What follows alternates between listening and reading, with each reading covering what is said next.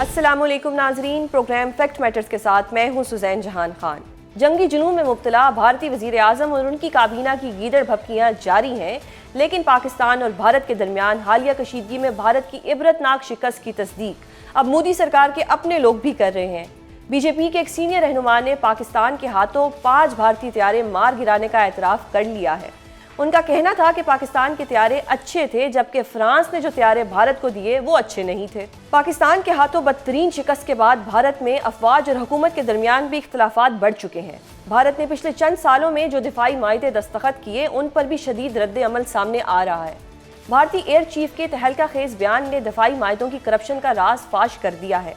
भारतीय air chief AP Singh ने इंकशाफ किया है कि टाइम लाइन का जनाजा निकल चुका है। कोई भी दिफाई प्रोजेक्ट कभी भी वक्त पर मुकम्मल नहीं हुआ। हम जानते हैं कि कुछ सिस्टम्स कभी आएंगे ही नहीं, फिर भी मुआयदे करते हैं। दूसरी जानिब भारतीय chief of defence staff general Anil Chauhan ने भी भारतीय तैयारे गिरने की तस्दीक करते हुए कहा है कि ये अहम नहीं कि हमारे तैयारे गिरे हैं, बल्कि अहम ये है कि तैयारे क्यों गिरे हैं। उनका कहना था कि भारतीय फिजाइया ने फिजाई झड़पों में टैक्टिकल गलतियां की हैं। एक तरफ तो भारत अपनी शिकस्त और गलतियों का एतराफ़ कर रहा है, तो दूसरी जानिब जंग बंदी के बावजूद पाकिस्तान के खिलाफ जहर उगलने का सिलसिला भी जारी रखे हुए है। भारत की जानिब से पाकिस्तान के खिलाफ किसी मुमकिना जारहियत की बाज़गश्त भी जारी है। ऐसे में chairman joint chief of staff committee general Sahir Shamshad Mirza ने भी मुस्तकबिल में कशीदगी के खतरे का इंदिया दे दिया है। पाक भारत हालिया तनाज़ा जंग बंदी के बाद क्या रुख इख्तियार करेगा? मोदी के खिलाफ भारत के अंदर से उठने वाली आवाज़ें बीजेपी हुकूमत के लिए कितनी खतरनाक है? इस सब पर बात करने के लिए हमारे साथ मौजूद हैं दिफाई तज्जियाकार मेजर रिटायर मीसम रज़ावान। सर, बहुत शुक्रिया प्रोग्राम में अपना कीमती वक्त देने के लिए। अनफॉर्चुनेटली सर, जो हमारा दुश्मन है वो बहुत ही कोई बुरा दुश्मन है, कमज़र्फ दुश्मन है, और वो अपनी हार को मान नहीं रहा, जबकि उनके अंदर से ही सब अब इसको एतराफ़ कर रहे हैं कि वो हार चुके हैं। जो सुब्रामण्यम है उन्होंने BJP के जो रहनुमा है उन्होंने 5 तैयारे गिरने का एतराफ़ कर लिया है। फिर जो उनके चीफ ऑफ डिफेंस स्टाफ हैं जनरल अनिल चौहान, उन्होंने भी तस्दीक कर दी है। लेकिन ये दुश्मन बाज नहीं आता, ये अपनी सियासत बचाने के लिए बहुत वहाँ पे मुसलमानों को टफ टाइम देता है, मुसलमानों से नफरत करता है। अभी वहाँ पे जितना टफ टाइम मुसलमानों को दिया जा रहा है, और फिर पाकिस्तानियों के लिए जिस किस्म की ये गलीज ज़बान इस्तेमाल करते हैं कि जी गोली खा लें, ये कर लें, तो ये दुश्मन इतनी बड़ी हार के बावजूद जो कि इंटरनेशनली एक्सपोज हो चुकी है, बाज नहीं आ रहा। क्या कहेंगे इस पे आप? बिस्मिल्लाहिर्रहमानिर्रहीम। देखिए, मैं स्टार्ट में ही आपको एक बात बता दूं कि एक लिहाज से हम बड़े बदकिस्मत हैं और हमारा दुश्मन बड़ा खुशकिस्मत है। हम बदकिस्मत इस लिहाज से हैं कि हमें जो दुश्मन मिला है इंतहाई कमज़र्फ, झूठा और मक्कार मिला है, और उसको हमारे दुश्मन खुशकिस्मत इसलिए है कि उसको एक बड़ा स्ट्रेट फॉरवर्ड दुश्मन मिला है जो दो चार पे बिलीव करता है। अब इस सारे बैकग्राउंड को समझते हुए नो योर एनिमी की पॉलिसी के तहत हमें एक्सपेक्ट ही नहीं करना चाहिए कि वो सच्ची बात करें। अब आ जाते हैं कि उस जंग के अंदर उनके नुकसानात और उनकी एक्सेप्टेंस। जो 5 और 6 की दरमियानी रात उन्होंने जो हमला किया और उसमें जो उनके 5 तैयारे और एक UAV गिरा, ये ऐसे ही सच था जिस तरह के sun rises in the east.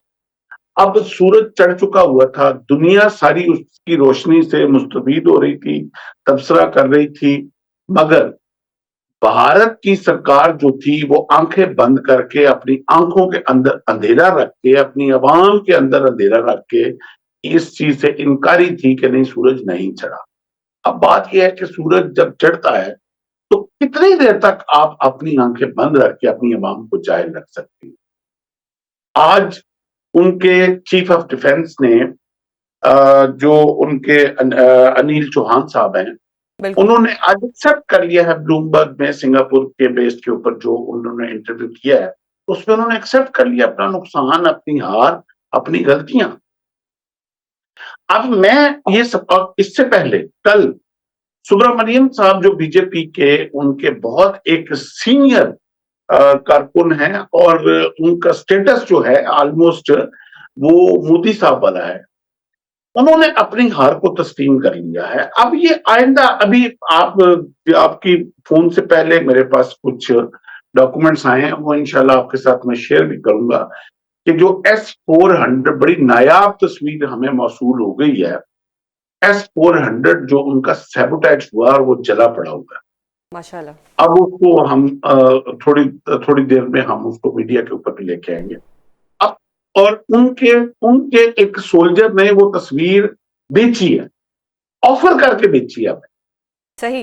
अब बात ये है कि सच को किस हद तक छुपाओगे, और सच ये है कि पहलगाम का वाकया आप लोगों ने जो है पुलवामा की तरह खुद फैब्रिकेट किया, खुद बंदे अपने भेजे, खुद अपने ही लोगों को अपनी ही गनों से अपने ही बंदों के हाथों मरवाया, और उसका नैरेटिव पाकिस्तान के ऊपर इलेक्शन की खातिर डाला। बट इसका सद्देबाब इनके पास कतई तौर पे बिल्कुल नहीं है। और अब ये नैरेटिव की जंग भी हार चुके हुए हैं, ये हमारी परसेप्शन की जंग भी हार चुके हुए हैं, ये मीडिया की जंग भी हार चुके हुए हैं, ये सेना की जंग भी हार चुके हुए हैं, ये सीमा की जंग भी हार चुके हुए हैं। लेकिन सर, ये जो हारा हुआ दुश्मन होता है, आपको लगता है कि ये खतरनाक होता है और ये कभी भी अटैक कर सकता है? देखिए, कमजोर दुश्मन जो है ना, वो हमेशा फ्रंट से अब आपको कभी नहीं लड़ेगा। ये मैं एक और प्रोग्राम में भी ये बड़े वसूख के साथ ये कह चुका हूं कि ये कम से कम अगले 25 साल तक ये कभी भी फ्रंट पे आके बॉर्डर टू बॉर्डर या एलओसी टू एलओसी कभी लड़ेगा नहीं हमारे साथ। बिल्कुल। मगर ये अपनी ये मैं आपको एक इनकी साइकोलॉजी बता रहा हूँ, बनिया साइकोलॉजी में बता रहा हूँ। जितनी मार को पड़ चुकी हुई है, they will never dare to fight again. इसलिए हमें कोई घबराने की जरूरत नहीं है। हाँ, व्हाट दे विल डू, ये वो करेंगे जो अभी जिस तरह ये बलूचिस्तान में बीएलए को प्रॉक्सी वॉर्स, ये चोरों की तरह अब लड़ेंगे। ये ये वो मक्खियां हैं जिन्होंने हमेशा गंद के ऊपर बैठना है, और इनका हल जो है एक अच्छा स्प्रे है। और जिस तरह एक जोर का थप्पड़ इनके मुंह पे 10 तारीख को पड़ा है, और अल्लाह पाक ने जिस तरह पाकिस्तान को सुरखरू किया है, ये इसी तरह आगे मजीद जब इस तरह की 2-3 और दहशतगर्दी की इन्होंने हरकतें करने की कोशिश की, तो जिस तरह अब पाकिस्तान एविडेंसेस पूरी दुनिया के सामने ला रहा है, लोग तो इनके साथ ट्रेड बंद कर देंगे। इनकी अपनी पब्लिक इनके खिलाफ उठ के खड़ी हो चुकी हुई है। इनकी इस वक्त लोकसभा में जिस लेवल की इन्होंने मीडिया बंद कर दिया उधर, जिस लेवल की इस वक्त डिस्कशन बीजेपी के अपने कारकुन कर रहे हैं, जिस तरह सुब्रमण्यम साहब बोले हैं, वो कल आके बोला है कि इंसान की खसरत यह है कि वो एक हद तक झूठ सुन सकता है। बिल्कुल। अब उनकी पब्लिक जो है वो उठ खड़ी हुई, और ये मैं ना मानू वाली और पाकिस्तान के साथ बोग्ज और दुश्मनी की जो पॉलिटिक्स मोदी साहब ने खेली है, आरएसएस ने खेली है, हिंदुत्व ने खेली है, अखंड भारत ने जो खेली है, इसने अल्टीमेटली भारत को अब न सिर्फ तनहा कर दिया है पूरी दुनिया में, बल्कि इनको अब डिसइंटीग्रेशन के दहाने पे ला खड़ा कर। दुरुस्त सर। सर, अब अगर हम बात करें दुश्मन की, तो ये तो दुश्मन बाहर था, हमने इससे लड़ाई कर ली और इसको खूब मुंह तोड़ जवाब दिया। लेकिन ये जो दुश्मन हमारे घर में मौजूद है, जिसमें बीएलए की बात आपने की, इस दुश्मन से कैसे निपटा जाएगा?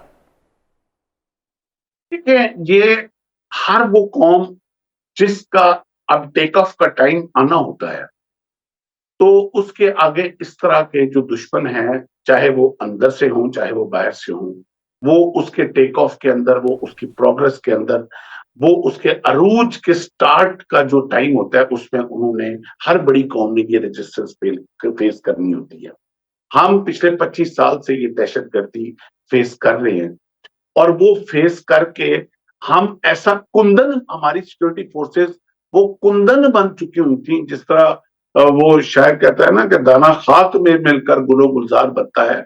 तो वो हमारी सिक्योरिटी फोर्सेस लड़ाई में, महारत में इस कदर कुंदन और गुलो गुलजार बन चुके हुए थे कि जब इनको बॉर्डर के ऊपर इंडिया के साथ लड़ना पड़ा है, तो वो इनके लिए एक शुगर स्टेज ड्रामा और एक मीम से ज्यादा उनको कुछ नहीं लगा। तो अब जो अंदर दुश्मन है, वो अब हमारे लिए जिस कदर हमने उसको आइडेंटिफाई कर लिया हुआ है, अब ईरान के साथ हमारे ताल्लुकात बहुत अच्छे हो गए हैं, और इस पे मैं बड़ा खुश हूँ। अफगानिस्तान का जो बयान आया बड़ा खुशाइंद है, और दोनों हमारे ब्रदर मुल्क हैं। जब ये पीछे से अब इनकी इनटेक बंद हो जाएगी, बॉर्डर क्लोज हो जाएंगे इनके लिए, तो इनके इर्द गिर्द घेरा तंग हो जाएगा, कुमक बंद हो जाएगी। इनकी सप्लाई चेन बंद हो जाएगी, भारत इनको मजीद रसद नहीं पहुंचा सकेगा, तो ये कितने दिन लड़ लेंगे। अब फाइनली गवर्नमेंट को अब इनको क्लियर स्टांस लेके हमारी सिक्योरिटी फोर्सेस को बिल्कुल एक क्लियर लाइन ड्रॉ कर लेनी चाहिए कि यू आर विद अस और you are not with us, that's it. अब there is no grey. Sir, जिस तरह से हमारी फोर्सेस ने इस गंदे दुश्मन का मुकाबला किया और इनको ये बताया कि इन्होंने हमारी एक तरह से जो एयर डिफेंस सिस्टम था या जो हमारी एयर पावर थी उसको अंडर एस्टिमेट किया था, फिर कहीं ना कहीं इंटरनेशनली ये प्रोपोगेंडा भी किया गया कि कन्वेंशनल वॉर में पाकिस्तान शायद इंडिया का मुकाबला नहीं कर सकता, जो कि हमने किया। सर, अभी आपको ऐसा लगता है या ये एक सवाल हमारे जहन में आता है कि क्या 10 मई को ऐसी सिचुएशन बन रही थी कि न्यूक्लियर वॉर हो सकती थी?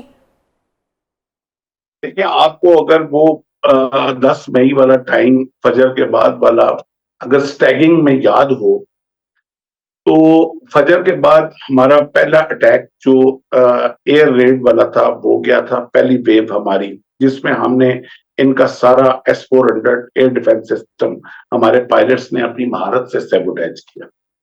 उसके बाद हमारे मिसाइल गए हतफ-1 और वो सारा follow up with artillery fire, followed by our EW electronic warfare drones, और वो सारा हमारा वेव गई। इसके बाद 7:10 पर हम प्राइम मिनिस्टर साहब ने हमारी सिक्योरिटी कॉन्फ्रेंस, जो नेशनल सिक्योरिटी कॉन्फ्रेंस है, वो कॉल कर। अब ये जो नेशनल सिक्योरिटी कॉन्फ्रेंस होती है, इसमें इससे पहले एक अंदिया दिया जा चुका हुआ है कि जब हमने अपने DGISI को नेशनल सिक्योरिटी काउंसिल का एडवाइजर बना दिया है और सेक्रेटरी बना दिया। अब उसमें ये एक बेसिकली उस सारे प्रोसेस को शॉर्ट किया हमने, जो अगर खुदा न खास्ता हमें दुश्मन की किसी मूवमेंट का, किसी नीयत का जब हमें पता चले कि दुश्मन कोई ऐसा इरादा रखता है कि पाकिस्तान के लिए, जो पाकिस्तान के सर्वाइवल के लिए खतरनाक है, तो आके तो फिर हमें न्यूक्लियर ऑप्शन पे जाने के लिए कोई लंबा प्रोसीजर फॉलो ना करना पड़े। तो हमारे पास तो सेकंड स्ट्राइक कैपेबिलिटी नहीं है, अगर है भी तो इट इज नॉट डिक्लेयर्ड। तो हमारे पास तो ऑप्शन ही कोई नहीं इसके अलावा, बिल्कुल, कि हम अपने सर्वाइवल के लिए, हम अपने पीस के लिए, हम अपने अमन के लिए, हम हर वक्त इस चीज के लिए तैयार रहें। अल्लाह पाक ने जो जिस कैपेबिलिटी से हमें ब्लेस किया है, आज अगर 10 मई को अल्लाह पाक ने हमें एक अच्छे J-10C और J-17 और EW वॉरफेयर से इक्विप किया था, तो जब उनका हमने इस्तेमाल किया है तो वो हमारा सर्वाइवल था। जी सर, एक आखिरी सवाल करना चाहूंगी कि क्या फ्यूचर में कोई हालात मजीद खराब हो सकते हैं या दोबारा से ये हमारा बुज़दिल दुश्मन कोई हरकत करेगा? लेकिन अगर ये प्रॉक्सी वॉर कंटिन्यू रखेगा, क्योंकि जितनी हिफ़्फ़त इसको, जितनी बेइज्जती इसको उठानी पड़ी है, अब उसके पास मुंह छुपाने का कोई जगह नहीं रही।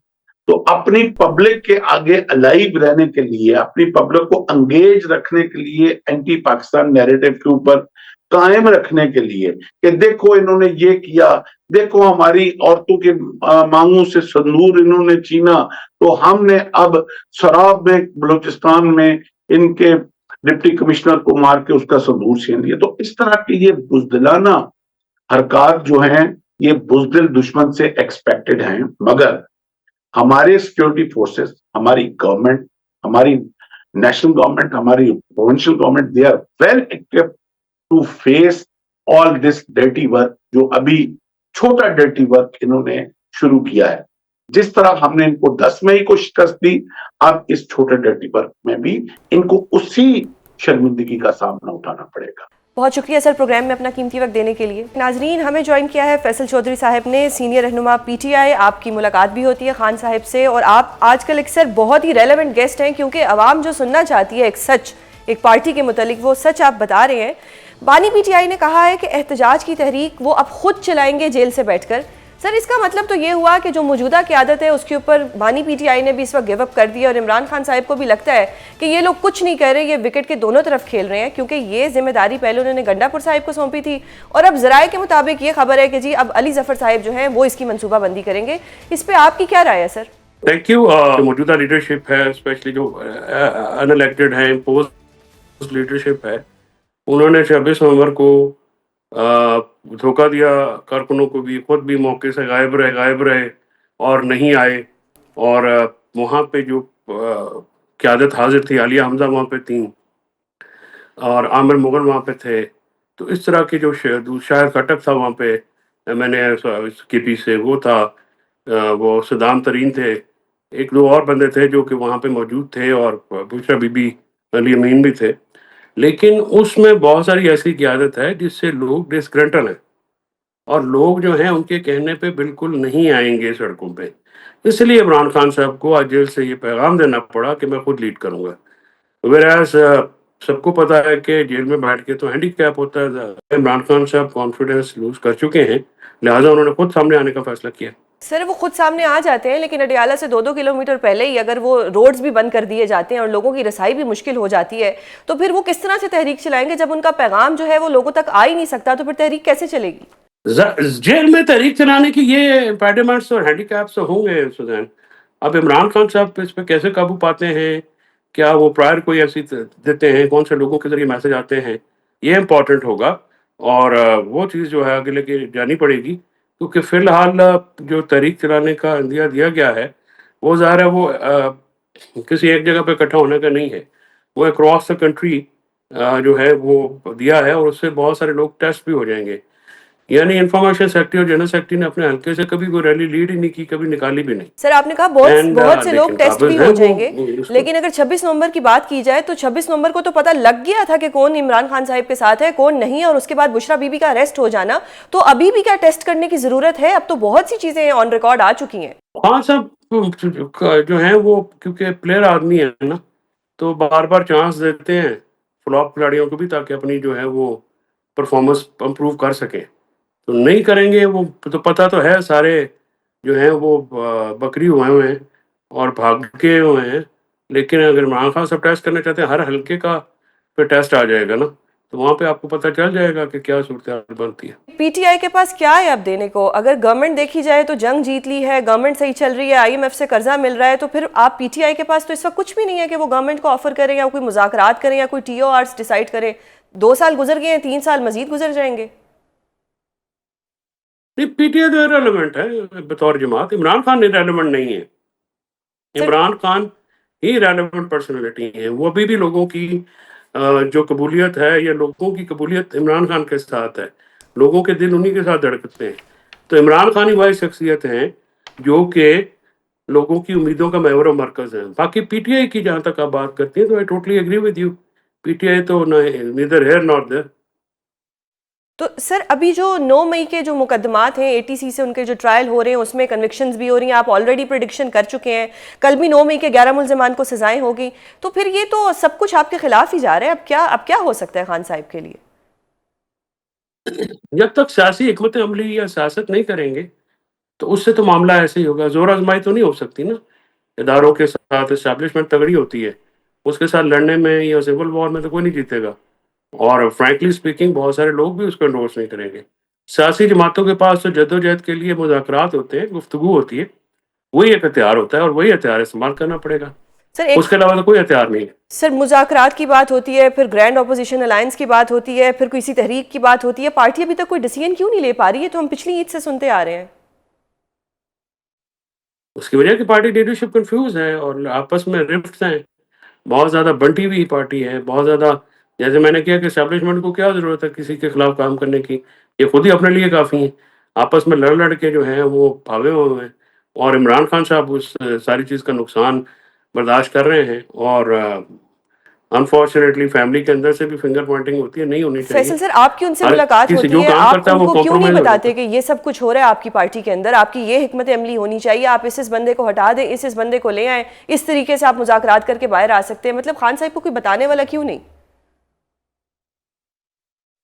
देखिए, मैं बिना माँगे कभी कोई बात नहीं करता। मैंने 30 अप्रैल को उनको ये सारी बात बता दी थी। फैसला उन्होंने करना है, ज़ाहिर है हम उनके फैसले के पाबंद हैं। वो जो भी फैसला करेंगे उस पे मिनवान अमल होता है। बताया तो मैंने उनको है और बड़ा इन्हीं अल्फ़ाज़ में बताया जिन अल्फ़ाज़ में मैं आपसे बात कर रहा हूँ। मैं अपनी गुफ्तगू, अपनी ओपिनियन अपने लफ्ज़ चेंज नहीं करता, जो अंदर बात करता हूँ बाहर कर देता हूँ, जो बाहर बात करता हूँ अंदर कर देता हूँ। और बस इसी वजह से मैंने तो मुँह पे कहा था कि इन नालायकों से क्या होगा? आप किनसे उम्मीद लगा के बैठे हो? सर सीनियर क़यादत क्या कभी सीरियस होगी या ये कभी इकट्ठे होंगे कि खान साहिब के लिए कोई प्रॉपर तहरीक चला सकें? नहीं, तहरीक चला नहीं सकते ना, इनके बस की बात ही नहीं है। अब अगर मैं ज़्यादा स्लैंग में करूँ तो ये शक्लें हैं तहरीक चलाने वाली। इनके कहने पे कौन आता है? जो खुद नहीं आते, जो खुद भाग जाते हैं, जो वो मैंने जैसे आपको फ़र्ज़ किया, सीनियर लीडरशिप में से आप ज़रा निकाल लेना जितने भी हैं, कितनों ने अपने हलकों में रैलियाँ लीड की हैं, जुलूस निकाले हैं, किसी एक ने भी नहीं। कितनों ने अपना एहतजाज किए हैं, एक भी नहीं।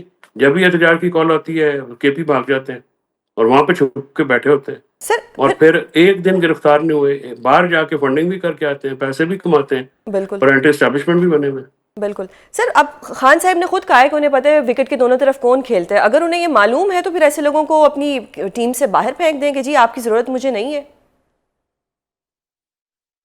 चलें, वो तो खान साहब को अगर पता है तो फेंक देना चाहिए, और किस चीज़ का वेट कर रहे हैं? अगर उनको ये पता है और वो समझते हैं तो फिर ज़ाहिर है जो क़यादत है उन्हीं में से होंगे ना जी, दोनों तरफ खेलने वाले। हम में से या कोई वर्करों में से तो है कोई नहीं। तो जो जो दोनों तरफ खेल रहा है, उसको जो है वो खान साहब को चाहिए कि अपनी उसको फ़ारिग करें।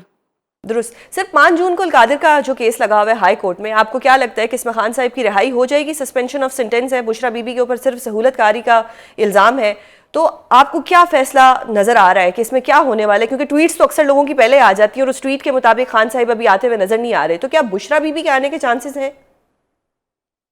मुझे अनफॉर्चुनेटली बुशरा बीबी का एक केस बनता है सस्पेंशन का, but I don't see that happening. कौन सा कोई मेरिट पे केस तो है नहीं, सियासी केस है। सियासी केस जब तक जहाँ पे लड़ाई है, एस्टैब्लिशमेंट के साथ लड़ाई है, जब तक वो रिजॉल्व नहीं होगी ये सारे केसेस। हमारे आप भी वकील हैं, हम भी समझते हैं।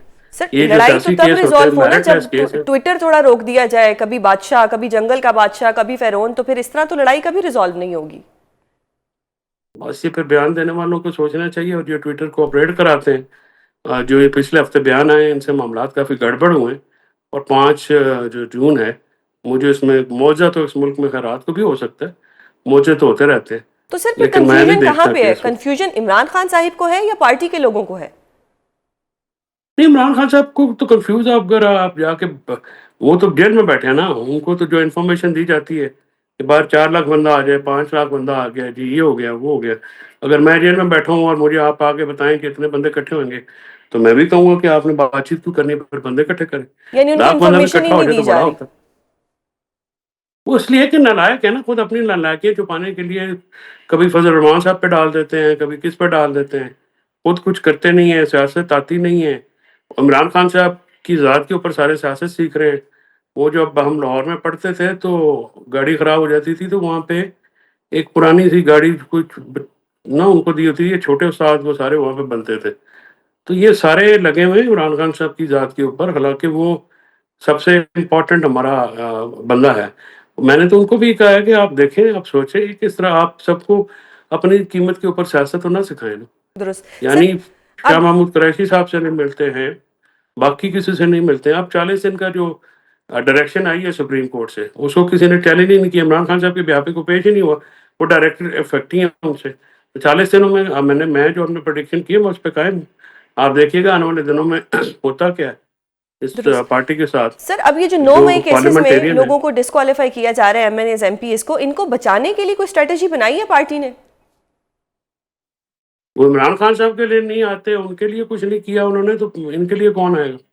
तो सर फिर ये कहना भी दुरुस्त होगा कि अगर आप लोगों से रिजर्व सीटें भी चली जाएं तो वो भी चली जाएं, अब कुछ हो नहीं सकता। तो हम खुद स्टेटमेंट दे चुके हैं कि अपना मंसूर अली शाह की जो जजमेंट है ऑथर, उसमें पढ़ लें, पैरा 10 में जनरल सेक्रेटरी ने खुद कहा जी कि हम नहीं मांगते, अगर आपने देनी है तो दे दें। फिर सर क्या करें? कोई वजीफा करें, दुआ करें, क्या करें? बस फिलहाल वेट करें, नहीं देखें कोई अच्छे टाइम का कोई।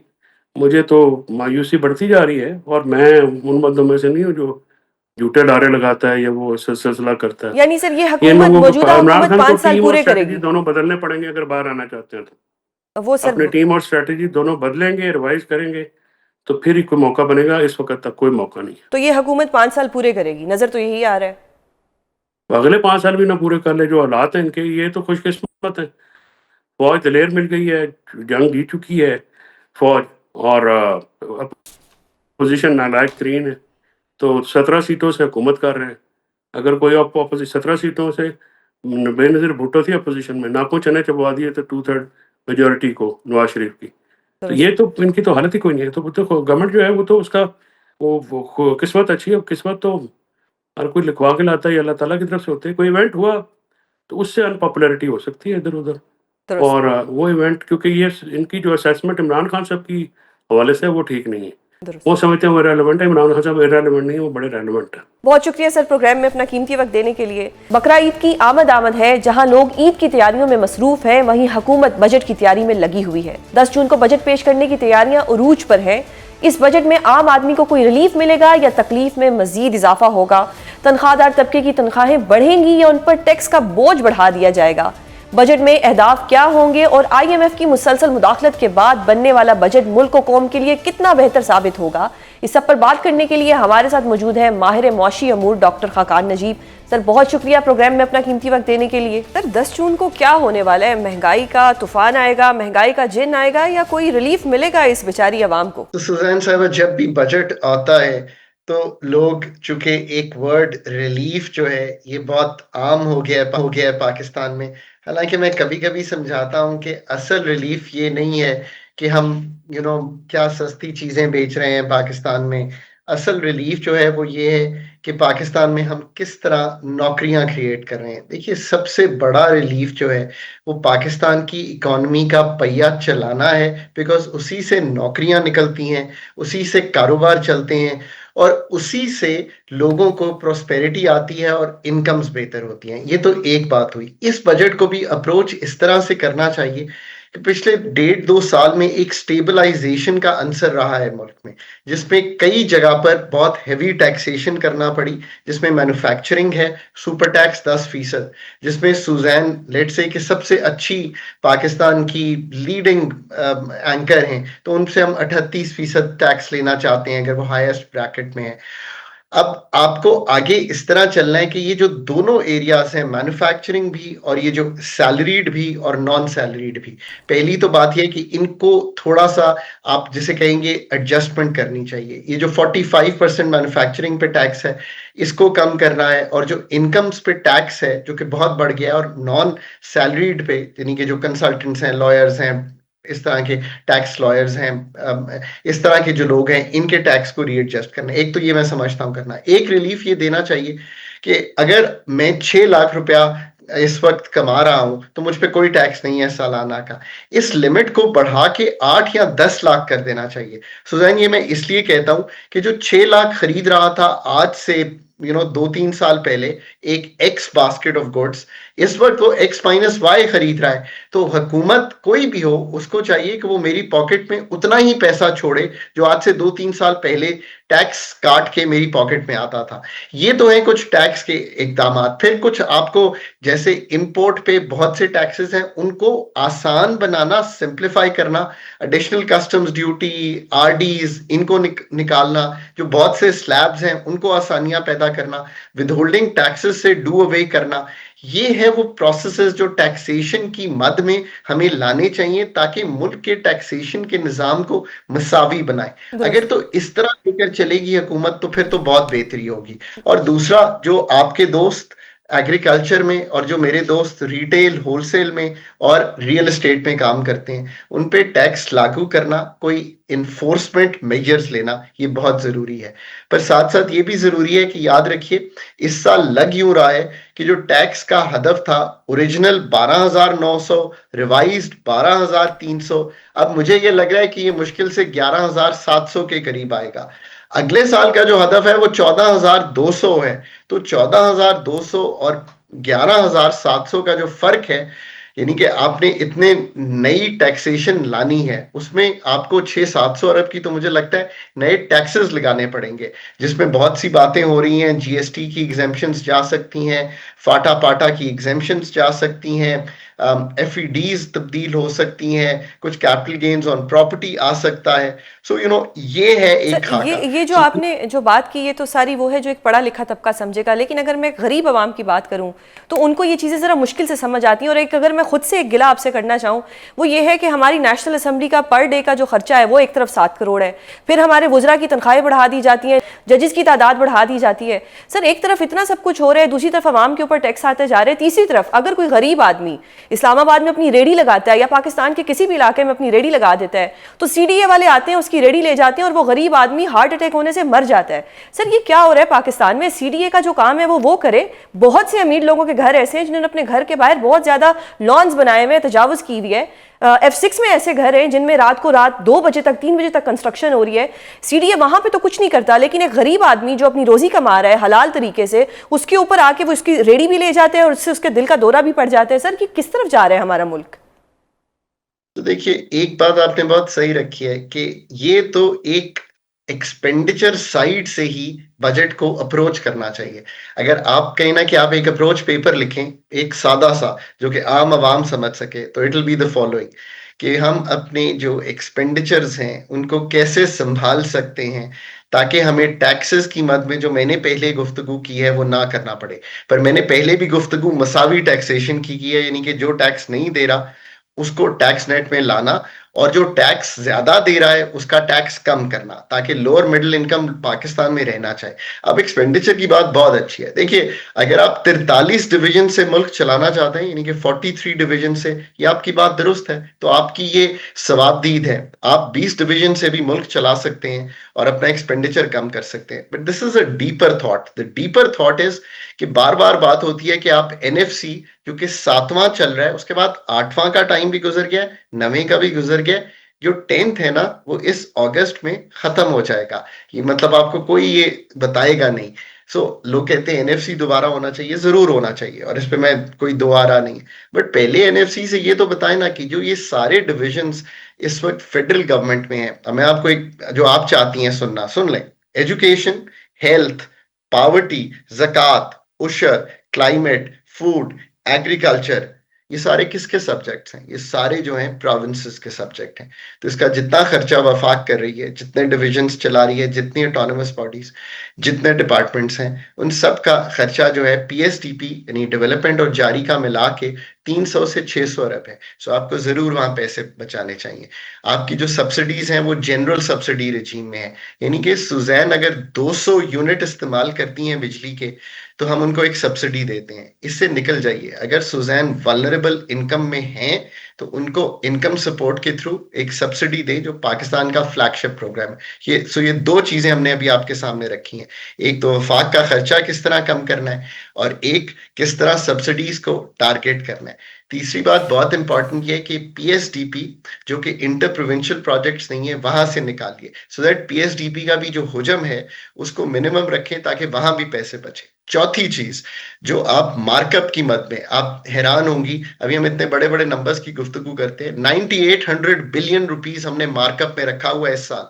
खर्चा कम होगा बिकॉज मैक्रो स्टेबिलिटी से आपका जो मार्कअप रेट या पॉलिसी रेट है वो कम हो गया।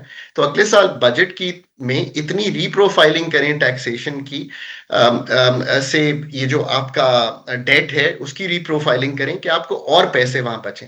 इसके साथ साथ मैं आखिरी बात ये भी रखूं कि हमें डिफेंस के एक्सपेंडिचर में, और ये पूरे मुल्क को जानना चाहिए, इस साल 2152 अरब रुपए खर्च करने हैं। अगले साल ऑलरेडी ये तय हो रहा है कि हम 2414 अरब यानी कि 262 अरब ज्यादा रखेंगे। पर मैं ये समझता हूं कि ये भी कम है। हमें जो जिस तरह मैंने आपको कहा है कि हम बहुत सी जगहों पे अपने खर्चे कम कर सकते हैं, वहां से हमने अपने ये खर्चे कम करके जो डिफेंस का एक्सपेंडिचर है उसको थोड़ा और बढ़ाना पड़ेगा, और हो सकता है 2600-2700 अरब पे ले जाना पड़े। पर एम्पल स्पेस अवेलेबल है अगर हम ये काम करना चाहें। और आखिरी बात जो I think that's the most important out of all this is कि पाकिस्तान ने अगर आगे बढ़ना है तो फिर प्राइवेटाइजेशन इस मुल्क का अगर एक अहम जुज है इस सिस्टम का, तो उसका भी एक असर नजर आना चाहिए बजट में कि हम बिल्कुल PIA बेचेंगे, हम 3 डिस्कोस बेचेंगे और हमें इतने पैसे आएंगे। दुरुस्त सर, बहुत शुक्रिया प्रोग्राम में अपना कीमती वक्त देने के लिए। नाज़रीन, प्रोग्राम का वक्त खत्म होता है, कल आपसे दोबारा मुलाकात होगी। अपना बहुत ख्याल रखिएगा। अल्लाह हाफ़िज़।